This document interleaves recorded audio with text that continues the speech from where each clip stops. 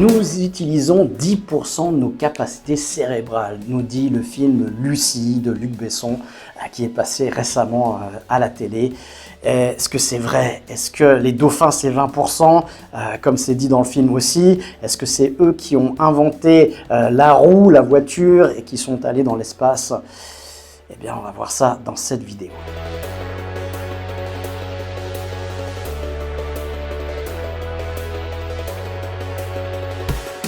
Bonjour à tous, bienvenue dans ce Café Hypnose. On se rencontre tous les mardis pour débattre d'hypnose, pour avoir quelques démystifications sur la pratique, sur l'outil. Je suis Gilbert Dagon, maître hypnopraticien, master coach et cofondateur du centre Aurora. Je vous accompagne dans le développement personnel, dans la thérapie, dans la connaissance de soi à travers des formations, des séances thérapeutiques ou de la lecture à travers les livres, par exemple ce livre-là, Coaching Mental, ce cours-là, Coaching Mental aussi, ou Auto-hypnose, nos cours phares qui rencontrent beaucoup de succès. On vous apprend à prendre le contrôle sur vous et pas seulement juste ce que c'est que l'hypnose. Et donc voilà, c'est tout ce qu'on aurait dû avoir appris à l'âge de 7 ans à l'école, si l'école avait servi à quelque chose. Bien, sur ce, est-ce qu'on utilise vraiment 10% de nos capacités cérébrales, comme le dit en long, en large l'acteur Morgan Freeman dans le film Lucie de Luc Besson? Eh bien, selon la neuroscience, et je cite un neuroscientifique qui le dit, eh bien, si c'était vraiment le cas, on serait à l'état d'une plante verte, et encore, rajoute-t-il. Donc non, effectivement, ça ne tient pas debout. Et donc, du coup, bah voilà, c'est-à-dire que si, et il explique vraiment toutes les explications de sa conférence dans le film, eh bien, porte sur justement le développement d'activités cérébrales en disant qu'on n'a que très peu de neurones qui sont actifs, alors que c'est faux, je ne sais pas d'où il sort ça. Ça, c'est vraiment la belle connerie qu'il raconte dans ce film. Et du coup, quand on entend ça, on a l'impression qu'il y a tout le cerveau, puis il y a 10% seulement qui est réveillé. Et j'avais cette croyance-là aussi, il y a longtemps, même avant le film, parce que c'était déjà des notions qui étaient véhiculées bien avant Luc Besson. Et au fait, si on prend l'origine de cette notion, de ce titre, c'est intitulé « On utilise 10% de nos capacités cérébrales », eh bien, c'est ce qu'on peut comprendre. Et en fait, si l'origine ne voulait pas du tout dire ça, et il manque encore justement un mot à la phrase originale, et sans ce mot-là, on ne peut rien comprendre. Et ce mot, c'est « conscient ». Alors, ça donne quoi? Nous utilisons 10% de nos capacités cérébrales conscientes. Ça veut dire que tout le reste, c'est de l'inconscient. D'accord? Donc ça, c'est déjà une notion supplémentaire. Ça veut dire que là, il n'y a plus tout le cerveau, puis qu'une partie qui est réveillée, qui représenterait 10%. Morgan Freeman parle justement de si on était déjà à 20%, on prendrait le contrôle de l'environnement, de son corps. Puis si on était à 30-40%, on pourrait prendre contrôle de l'espace, c'est-à-dire des objets par de la télékinésie. Eh bien, non, on est malheureusement, voilà, ça c'est un mythe. La donnée scientifique de base, et c'était il y a une trentaine d'années, c'est un journaliste qui avait recueilli 3-4 heures d'interview auprès d'un neuroscientifique et qui avait titré le résumé de cette interview, donc le titre de cette interview, de cet article qui était issu de cette interview, c'est « On utilise 10% de nos capacités cérébrales conscientes ». Et là, ça change tout parce que là, c'est tout le cerveau qui fonctionne en permanence, mais il n'y a que 10% qui serait attribué à notre conscient. Est-ce que c'est une mauvaise chose? Et c'est ce qui est dit dans le film, c'est qu'on est vraiment des idiots et puis qu'on n'est pas une espèce très évoluée parce qu'on n'a que 10% qui serait attribué au conscient. Eh bien, par rapport à justement, si on prend le 100%, eh bien, le reste, c'est l'inconscient. Donc, du coup, 90% de notre inconscient, de notre cerveau est inconscient. Bah, en fait, pourquoi c'est inconscient?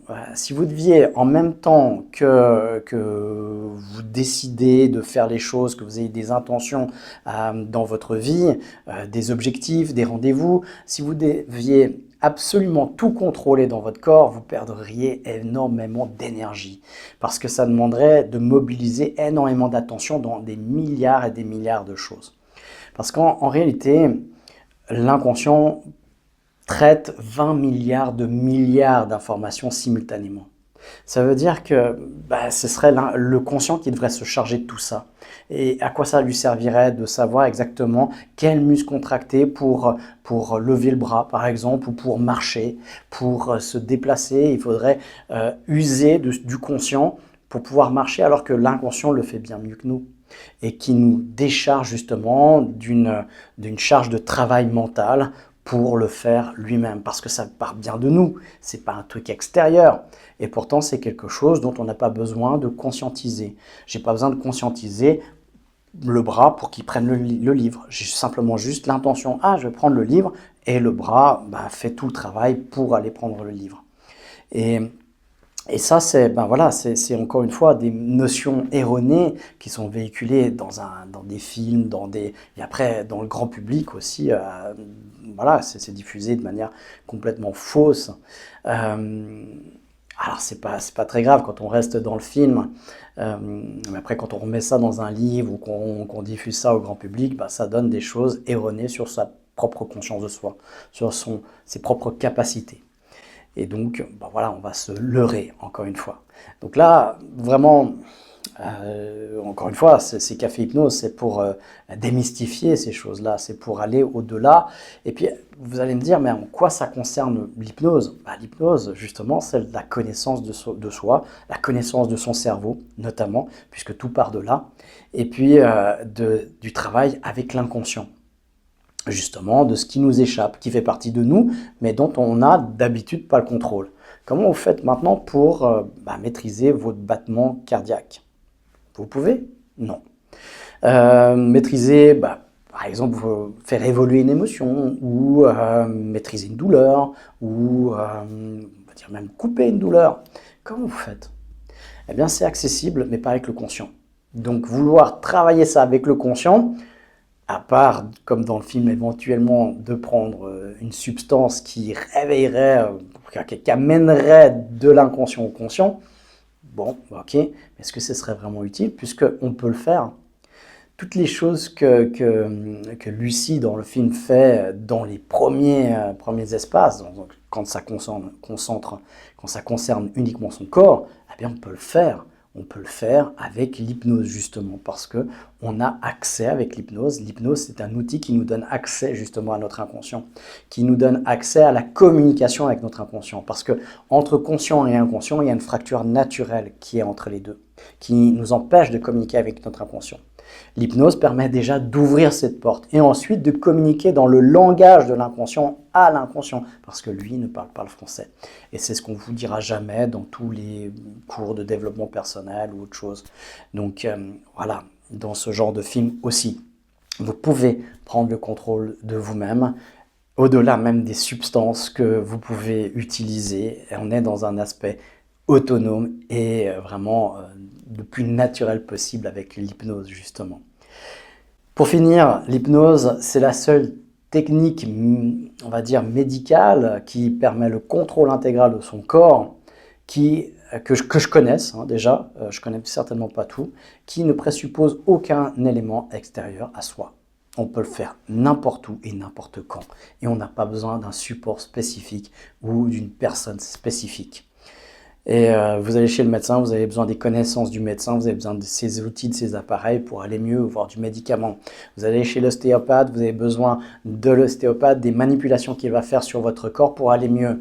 Vous allez chez l'hypnothérapeute, vous avez besoin de l'hypnotiseur, vous avez besoin bien du cadre et de tout ce qu'il va faire sur vous pour aller mieux. Eh bien, avec l'auto-hypnose, eh bien, vous n'avez besoin de rien ni personne. Vous pouvez faire ça n'importe où, dans le bus, dans la voiture, en marchant. Vous pouvez faire ça au travail, vous pouvez faire ça dans un contexte idéal, chez vous, avec des bougies ou sans, avec de la musique ou sans. Et voilà, vous pouvez faire vos auto-hypnoses. Et c'est comme ça que j'ai commencé, c'est comme ça qu'on commence toujours par apprendre l'hypnose au Centre Aura, parce qu'on ne peut pas expliquer le goût d'un fruit à quelqu'un si on n'y a pas goûté soi-même. Et donc, apprendre l'auto-hypnose, c'est déjà avoir des propres résultats sur soi-même, par soi-même, et d'être congruent après vers les autres. J'ai aucun doute pour ma part sur le fait de pouvoir guérir une allergie à quelqu'un, puisque je me suis guéri du rhume des foins grâce à l'auto-hypnose. Je n'ai aucun doute de pouvoir guérir quelqu'un sur les crises d'angoisse par l'hypnose, parce que je me suis guéri moi-même. Et puis encore une fois, pour les insomnies, parce que je me suis guéri moi-même. Ça, c'était les 3 choses que j'ai réglées dans les 2 premiers mois d'apprentissage d'auto-hypnose, en apprentissage encore. Et donc, ça a changé ma vie, ça a vraiment remis tout en question, tout ce que je croyais savoir sur la vie, sur moi-même. Et j'en ai fait mon métier depuis 15 ans maintenant. Alors, je vous invite à être curieux, à découvrir tout ceci. Et on vous accompagne très volontiers à l'apprentissage de ces connaissances sur vous-même. Je vous souhaite une excellente semaine, une excellente journée. Prenez soin de vous, de vos proches. Et on se donne rendez-vous mardi prochain pour un prochain Café Hypnose. À bientôt.